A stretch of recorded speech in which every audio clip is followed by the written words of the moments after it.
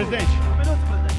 Bem-vindos ao Baixo Clero, podcast semanal de política do UOL. Gravado toda quinta-feira, o programa conta com a participação dos blogueiros do UOL, Josias de Souza, Thales Faria e Leonardo Sakamoto. Sou do Baixo Clero, sem qualquer problema, mas é um sinal que todos têm espaço aqui nesse maravilhoso Brasil.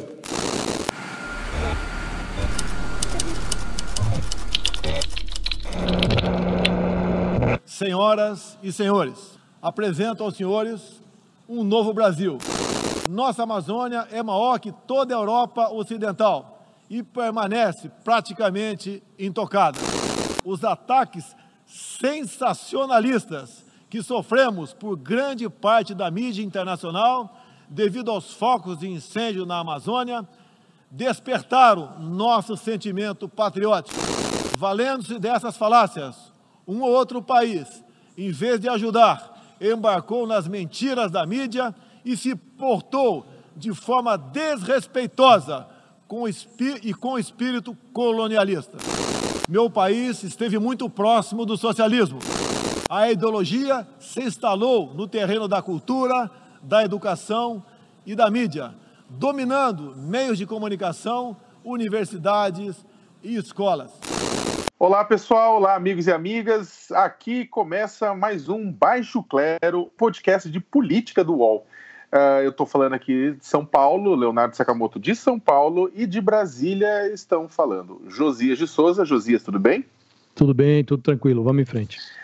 E Thales Faria. Thales, tá por aí? Opa, tudo tranquilo, Sakamoto, tudo bem, Josias? Tudo bem, olha aqui tipo uma tarde fria em São Paulo, friaca, né? Em São Paulo chegou para tentar acalmar os ânimos, né, do país, ânimos esses que ficaram bastante exaltados com o discurso do presidente da República, Jair Bolsonaro, abrindo a Assembleia Geral da ONU nesta terça-feira, dia 24 de setembro, né? Houve, digamos que o discurso do presidente foi, no mínimo, polêmico, né? A gente vai falar bastante dele. E no segundo bloco a gente vai falar sobre o novo Procurador-Geral da República, Augusto Aras, né? Que foi sabatinado pelo Senado Federal, depois a sua indicação foi aceita, né? Pela grande maioria dos senadores e depois assinada pelo presidente da República. Também vamos discutir o que isso significa, né? O que significa esse procurador geral que não saiu da lista tríplice, né, escolhida pela Associação Nacional dos Procuradores da República, como era de praxe. Para começar o programa, contudo, falaremos de Bolsonaro na ONU. Josias, quer começar? Fazer as honras? Posso começar. Houve uma polarização muito grande, né, esquerda, direita, discutindo, inclusive nas redes sociais, principalmente nas redes sociais, o pronunciamento que o presidente fez na ONU. Eu queria me distanciar um pouco dessa guerra ideológica e falar um pouco de forma pragmática. Pragmaticamente, o que as pessoas de bom senso esperavam do Bolsonaro era que ele aproveitasse esse discurso na ONU para desarmar um gatilho ambiental que está armado contra o Brasil e ameaça o interesse econômico do país. Mas o Bolsonaro conseguiu corresponder a 100% das expectativas de quem não esperava que ele dissesse na ONU nada de proveitoso para o interesse nacional. É difícil esperar, inclusive, que um pronunciamento que foi rascunhado na sua versão final por Eduardo Bolsonaro, que é o filho e chanceler de fato do governo Bolsonaro, o Ernesto Araújo, que é o chanceler de fachada, e o Felipe Martins, que é o assessor internacional do Planalto. Difícil esperar que um discurso rascunhado em versão final por essa trinca desse em alguma coisa produtiva. Então, o que aconteceu ali na ONU foi um discurso parecido, muito parecido, com tudo o que o Bolsonaro vinha dizendo nas suas lives semanais, às quintas-feiras, no Facebook.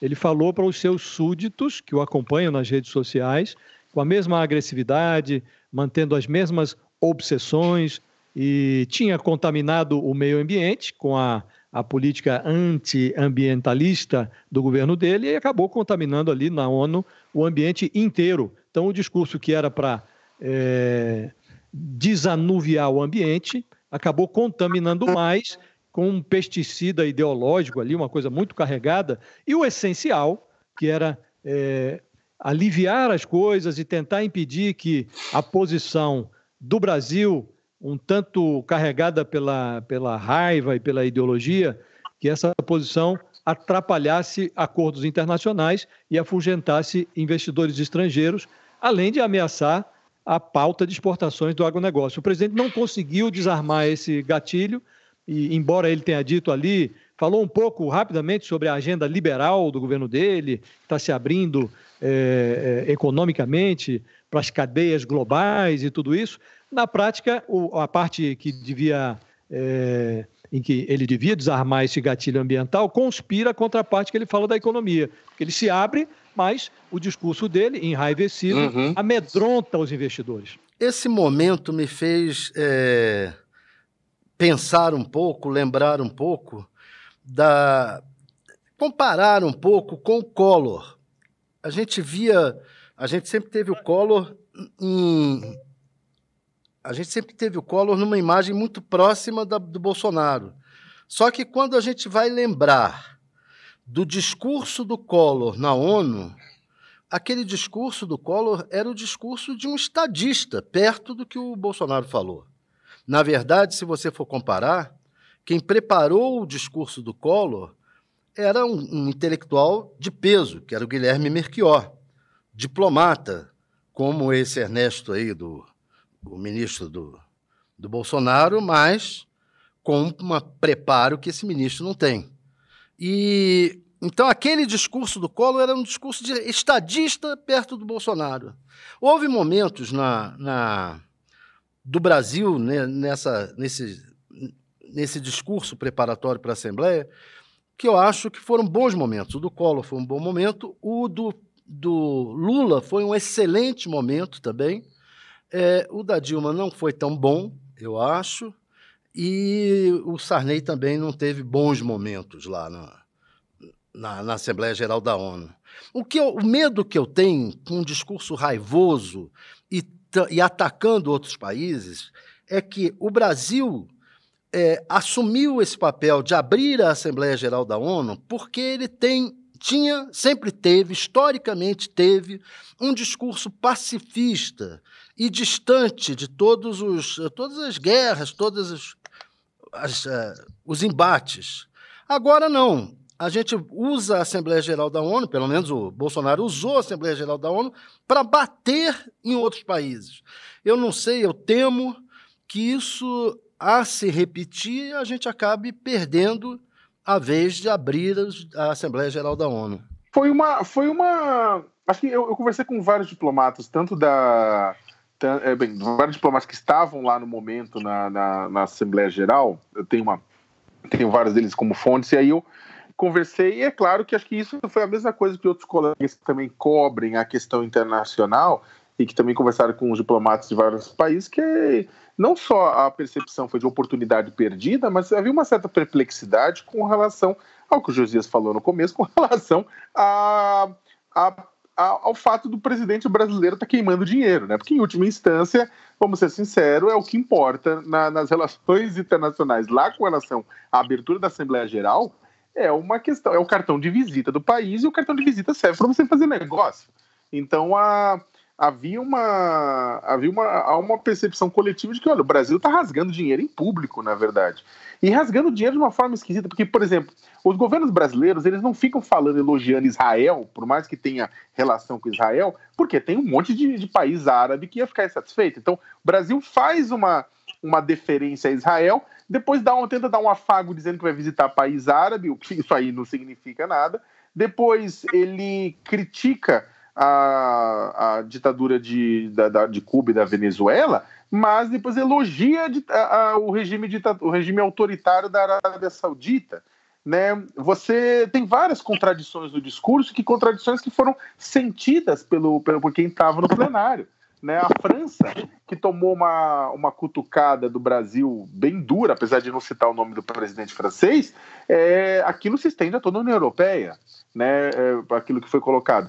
E é interessante porque o discurso final só tomou forma, o discurso final só tomou forma pelas mãos do Eduardo Bolsonaro, do Felipe Martins, do Ernesto, depois de um jantar com o Steve Bannon também, que eles tiveram um jantar com o Steve Bannon, né, o Felipe e o Eduardo, que o Bannon foi estrategista da campanha do Donald Trump à presidência e é uma das lideranças do movimento ultraconservador internacional. Então, você vai ter no discurso do Bolsonaro o DNA do Bannon também, e tá claro isso, né? O problema é que o que o Brasil sai ganhando com isso? A família Bolsonaro a gente sabe, mas e o Brasil? Nada. Eu tenho uma outra coisa também que o Thales estava mencionando, discursos anteriores, que esses discursos anteriores, normalmente o Brasil falava ali e as pessoas não prestavam muita atenção, né? Na verdade, o Brasil é um asterisco ali naquela encenação que virou a abertura da ONU. O Brasil só tem alguma relevância porque o plenário está cheio, porque o segundo a falar é sempre o presidente dos Estados Unidos e as pessoas estão aguardando para ver o que o inquilino da Casa Branca vai dizer. Dessa vez, diferentemente de vezes anteriores, havia um interesse efetivo sobre o que o Bolsonaro ia dizer, porque há esse contencioso ambiental e o mundo está voltado para essa agenda ambiental, inclusive essa Assembleia da ONU tem uma ênfase muito grande na área ambiental. Então, era de todo desejável que o presidente aproveitasse essa vitrine para resolver esse contencioso, mas ele não resolveu, ele agravou. E no que diz respeito à política externa, o Bolsonaro fez ali um passeio de ideias que virou do avesso a política externa do Brasil. E virou do avesso não apenas para enfatizar ideias conservadoras dele, mas as ideias que ele apresenta como sendo, em tese, conservadoras, em verdade, elas são atrasadas, elas são arcaicas. Então, não dá para confundir o conservadorismo com o arcaísmo. Então, o Brasil não ficou bem nessa foto também. Abstraindo a área ambiental, o presidente levou uma pauta de política externa que não deixa bem o Brasil, não deixa bem a diplomacia brasileira, que foi sempre muito bem respeitada no exterior. Não, e você foi muito feliz nisso, José, que você acabou de falar, porque é exatamente isso que estava dando a impressão para muita gente do corpo diplomático brasileiro, de uma maneira geral também, de que o Bolsonaro, ele estabelece um discurso, ele quer estabelecer um marco, ele mesmo fala, meu discurso foi um marco, e foi, porque ele quer estabelecer uma imagem de um novo Brasil para a comunidade internacional, que, olha, este é o novo Brasil. Só que é um Brasil que passa por cima do Brasil de equilíbrio de diálogo, que era aquilo que mandava nas nossas relações internacionais até então, e ele se apresenta como uma novidade do século XIX, de um Brasil no século XIX que foi isolacionista, tinha um nacionalismo tacanho, que se orgulhava daquele atraso, de uma hostilidade com os vizinhos, de uma subserviência colonial. Ele reclamou do colonialismo, mas é exatamente isso que ele estabeleceu com os Estados Unidos. Uma política de gênero atrasada, né? Exatamente, né? Ou seja, pela primeira vez em 74 anos de ONU, né, o Brasil adotou um discurso inédito, realmente, foi um marco. O problema é que foi um marco em direção ao fundo do poço. Eu volto a repetir, eu acho que eu fico com medo, porque se a gente lembrar, a gente assumiu esse papel de fazer o primeiro discurso depois daquela história do Oswaldo Aranha, de ter tido um papel importante na fundação do Estado de Israel, ter tido um papel de pacificação e o Brasil ser uma voz de moderação, e agora a gente passar a ser um elemento de atrito, a gente pode acabar perdendo, inclusive, esse espaço que não é um espaço, não está nada documentado, não é um acordo tácito, esse espaço de abrir a Assembleia Geral da ONU. Bem, então a gente fecha nosso debate agora sobre o Bolsonaro na ONU, mas antes de puxar e chamar o segundo bloco, eu queria ler duas perguntas, né, dos nossos ouvintes. Vou mandar uma para cada um, né, e eu vou mandar primeiro para o Thales, a pergunta do arroba Douglas Nunes, né, o nosso ouvinte. Thales, ele está te perguntando aqui qual o valor do Brasil na comunidade internacional antes de Bolsonaro e agora com ele. Acho que você já respondeu em parte isso, mas resumidamente, como é que você... Eu acho que não só eu, como vocês dois também responderam, né, nesse bloco anterior, nós perdemos muito da nossa imagem, da boa imagem que tínhamos lá fora, como um país capaz, centrado, capaz de estabelecer mais ordem no caos mundial, E também perdemos em termos de inteligência no trato com a nossa economia. Estamos jogando fora oportunidades. Quer dizer, demos passos atrás. Eu acho que isso ficou claro que, em termos de política externa, estamos adotando uma política contra nós mesmos, né? E, Josias, tem uma pergunta aqui do @JanilGuides. Olha, uma pergunta aqui profunda, né? Por que vocês não falam bem do Bolsonaro? Por que, Josias? Olha, eu já falei bem, não propriamente do Bolsonaro, mas do governo Bolsonaro, de providências que o governo adota, mas eu acho que o papel da imprensa não é o de falar bem. As pessoas podem até considerar que a imprensa é um pouco o resultado do meio, da sociedade em que a gente está, afinal de contas, inserido.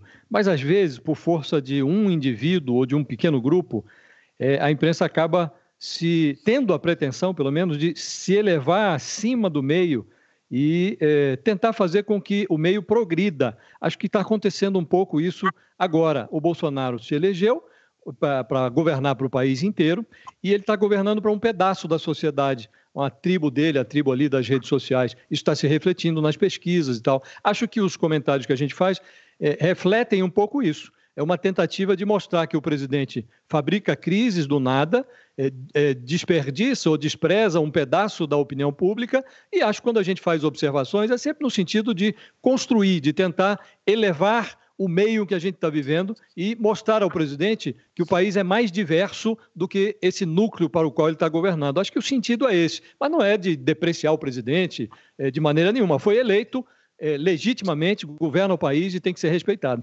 É isso, gente. Olha, quem quiser, por favor, mande, né? Olha, responda, né? Ao ouvir o Baixo Clero nas plataformas de podcast, deixe seu comentário, deixe sua pergunta. A gente está de olho e nós escolheremos sempre algumas para poder responder a vocês. Então aqui a gente encerra o primeiro bloco. No próximo bloco, Augusto Aras, Procurador-Geral da República. Os podcasts do UOL estão disponíveis em todas as plataformas. Você pode ver a lista desses programas em uol.com.br/podcasts. Recebe salário, faz transferência, pagamento, recarga de celular e até empréstimo, tudo sem taxa. PagBank, a sua conta grátis do PagSeguro. Baixe já o app e abra sua conta em 3 minutos. Reafirmo a todos o nosso dever que haverei de cumprir de forma democrática, buscando na Constituição Federal a conduta necessária para que o Brasil encontre o seu caminho. Começamos agora o segundo bloco do Baixo Clero. Nessa semana, na última quarta-feira, Augusto Aras, ele foi confirmado pelo Senado Federal, havia sido indicado pelo presidente Jair Bolsonaro para o cargo de Procurador-Geral da República. Ele foi confirmado em sabatina no Senado Federal, depois confirmado no plenário, né? E por 68 votos a 10, mostra um placar amplo. E agora ele assume a Procuradoria-Geral da República, né? A sua indicação houve muita polêmica na época, porque o Bolsonaro preferiu pegar um nome de fora da lista tríplice, que até então, desde 2003, era a origem, né, de onde os presidentes escolhiam o próximo Procurador-Geral da República. A lista tríplice, essa que era oriunda de uma votação entre os membros da Associação Nacional dos Procuradores da República, a ANPR. Eu comecei pelo Josias no outro bloco, vou começar agora pelo Thales. Thales, como é que você vê Augusto Aras? Como é que você vê essa indicação? Tudo isso que está aí, tá ok? Bem, eu acho que o próprio resultado da votação do Aras mostra que houve um acordão entre o governo e o Congresso. O Bolsonaro escolheu um nome que é a cara do Congresso. Apenas 10 votos no Senado contra a sua indicação. Todos os outros 71 senadores foram favoráveis, são favoráveis e foram favoráveis. Ele é o perfil do Congresso por quê? Porque ele deixou claro que ele tem várias restrições à Lava Jato, como tem os parlamentares. Fez algumas afirmações que chegam a parecer estranho que até a esquerda tenha votado nele. Porque ele falou que o movimento 64 foi uma revolução com apoio popular. Eu fico pensando nos senadores de esquerda do PT que votaram nele. Como é que eles, em outros tempos, eles teriam pulado das cadeiras, teriam subido em cima das mesas? Dessa vez não, votaram a favor. A grande maioria, o PT inteiro votou a favor. Quer dizer, houve um conchavão em torno do Aras na expectativa de que ele venha funcionar quase como um engavetador geral da República. Aquele do Fernando Henrique Cardoso, o Geraldo Brindeiro. Vamos ver. O que vocês acham? O que você acha, José? Eu acho que o Augusto Aras foi aprovado ali por larguíssima margem no Senado. Ele tem 2 desafios agora na largada. O primeiro é compor uma equipe capaz de domar ali a corporação, que ainda está incomodada com a forma como ele ascendeu ao cargo, né? Fora da lista tríplice, uma escolha pessoal do Bolsonaro. Em segundo lugar, ele vai ter que demonstrar que ali na atuação cotidiana, que tem alguma independência em relação ao governo e aos políticos com os quais ele teve que se entender para prevalecer nessa disputa pelo cargo. Ele foi escolhido pelo Bolsonaro, mas, curiosamente, elogiado por petistas e gente como o Renan Calheiros, o multi-investigado Renan Calheiros. O Renan é freguês de caderneta da Lava Jato e lá no Senado ele convive com o Flávio Bolsonaro, que é um investigado do Ministério Público do Rio de Janeiro por suspeita de peculato e lavagem de dinheiro. Interessa a Renan, um campeão de arcaísmo na política brasileira, e também é o primogênito de um presidente que, hipoteticamente, se diz preocupado com a moralização. Interessa a esses 2 personagens aplicar um sedativo nesse aparato fiscalizatório do Estado. E o Augusto Aras parece, pelo que diz, disposto a corresponder a essa expectativa. Me fez lembrar um pouco o jovem Tancredi, um personagem do romance Leopardo, na sua célebre frase em que ele dizia que se queremos que tudo fique como está, é preciso que tudo mude. Sob o pretexto de ajustar a Lava Jato, ajustar métodos, o que se deseja, na verdade, é inibir punições e não, verdadeiramente, aperfeiçoar o modelo de investigação. A ideia é que as coisas não fiquem como estão, é que elas melhorem sempre para quem está encrencado, mesmo que elas piorem para os brasileiros que tinham ali alguma perspectiva de interromper esse ciclo de impunidade. O que tem de diferente agora é que a sociedade está ligada. Então vai ser muito complicado reeditar o modelo de engavetador geral da República num ambiente em que o Brasil vive hoje. Muito difícil, porque vai ter uma pressão grande. Então, eu acho que tem um ponto nessa história também. Eu conversei com vários procuradores da República que ainda não engoliram a questão da lista tríplice.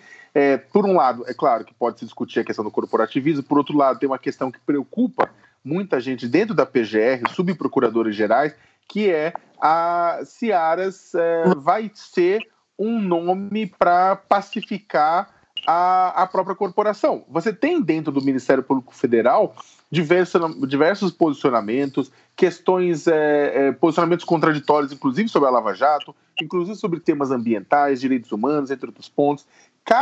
Por conta da Constituição, cada procurador da República ele tem independência institucional, ou seja, é um Ministério Público Federal em si, né, com independência. Discute-se, na verdade, qual que é a capacidade de Aras, que já começou com essas faíscas, né, dentro desse ambiente mais tumultuado, qual que é a capacidade dele de, digamos, não amansar a palavra, mas aparar estas, fazer pontes entre lados diferentes, de forma que as disputas internas do MPF não transbordem para fora da sociedade e não acabem atrapalhando, né? O MPF tem uma função fundamental de defender e de falar em nome da população, então saber se ele vai ter tempo e estrutura para falar em nome da população ou vai acabar ficando em brigas e guerras internas. Acho que a outra coisa também que é importante nesse processo todo é saber qual que vai ser a independência dele, porque eu acho que vocês expuseram de forma ótima que, é claro, tem interesses lá dentro do Congresso Nacional, no Senado, na Câmara, interesses de engavetar, interesses de fazer com que as coisas não andem. Por outro lado, também tem uma pauta do bolsonarismo raiz, né, que muita gente tem medo, na verdade, que o Aras acabe encampando, né? Tem questões ambientais, questões de direitos humanos, questões de direitos de minorias que são historicamente atacadas no país, que a Procuradoria-Geral da República, que a Procuradoria Federal dos Direitos do Cidadão tem um papel importantíssimo no resguardo desses direitos, né? E a pergunta é se a Aras vai atuar na defesa desses direitos ou vai se justificar atrás de discussões como, não, isso aqui não é uma questão minha, isso aqui é do Congresso, não, isso aqui eu não vou tocar, não sei o que lá, porque, historicamente, a PGR tem uma função proativa para evitar que essas comunidades, que essas populações se estrepem, né? Então... Nessa questão aí das minorias, eu acho que foi um momento mais desastrado do Aras, foi quando ele disse que assinou sem ler a carta que defende a cura gay e a família hétero. Quer dizer, ele vai ser o Procurador-Geral da República que assinou tópicos de uma carta da Associação Nacional dos Juristas Evangélicos, né, sem ler. Mostra que, para chegar ali, ele se dobrou a todo tipo de bandeira próxima do governo e sem um julgamento a respeito. Eu espero que, durante a gestão, ele não faça isso, não assine coisas sem ler ou não se dobre ao interesse do mais poderoso de plantão no momento, né?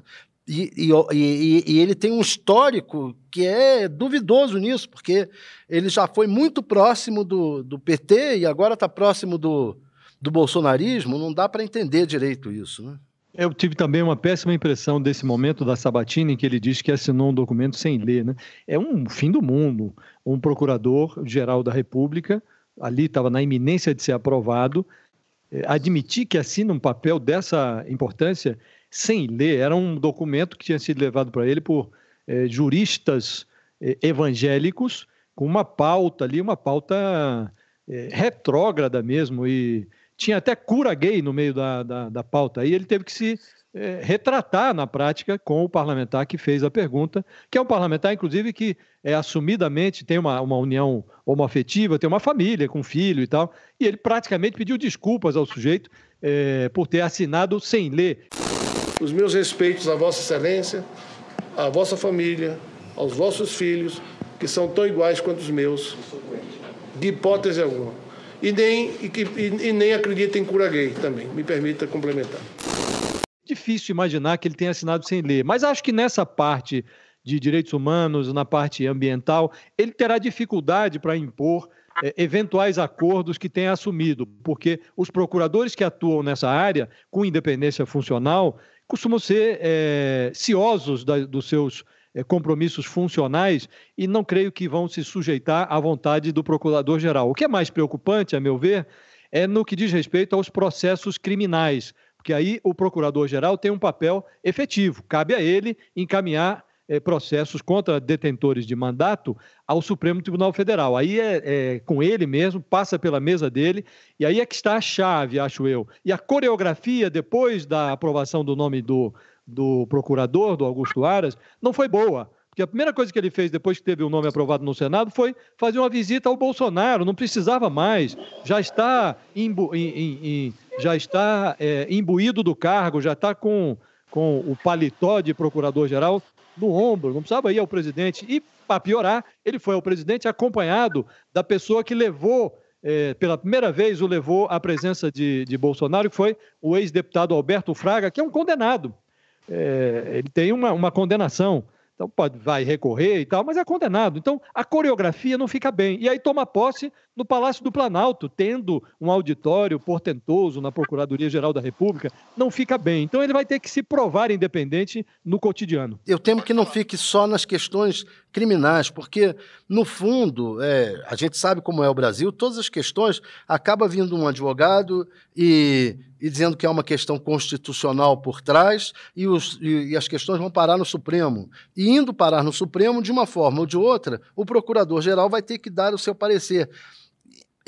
Vem da Procuradoria uma condenação, uma argumentação contra algum tema, em relação a algum tema de minoria ou de ambientalismo, etc., e o Augusto Aras pode dar um parecer contrário ao que os seus subordinados fizeram, porque já está em outra instância. Então, eu acho que... ele vai convulsionar a Procuradoria, né? Vai convulsionar, vai ser um problema, né? Vai ter que ver, na verdade, se ele, no final das contas, assinaria sem ler uma denúncia criminal contra o presidente da República para destinar ao STF. Desconfio que posso estar enganado, mas desconfio que o presidente Bolsonaro pode estar tranquilo nos próximos, pelo menos, 2 anos, né?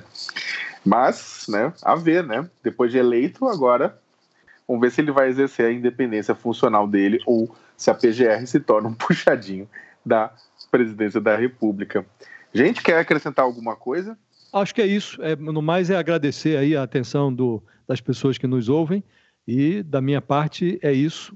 Me despeço até o próximo programa, na semana que vem. E obrigado a quem nos prestigia com a sua audiência. Muito obrigado. Também me despeço de vocês. Um grande abraço. Um grande abraço, Sakamoto. Um grande abraço, Josias. E agradeço aos ouvintes pela paciência. Gente, obrigado a todos e todas. Ficamos com mais um Baixo Clero. Obrigado, Josias. Obrigado, Thales. Até a semana que vem. Chega ao fim esse episódio do Baixo Clero. Lembrando que você também pode conferir as melhores análises sobre o cenário político atual nos blogs dos nossos comentaristas no portal UOL. Baixo Clero tem pauta e edição de Maurício Duarte, edição de áudio de Amer Menegassi e coordenação de Diogo Pinheiro. Está encerrada a sessão!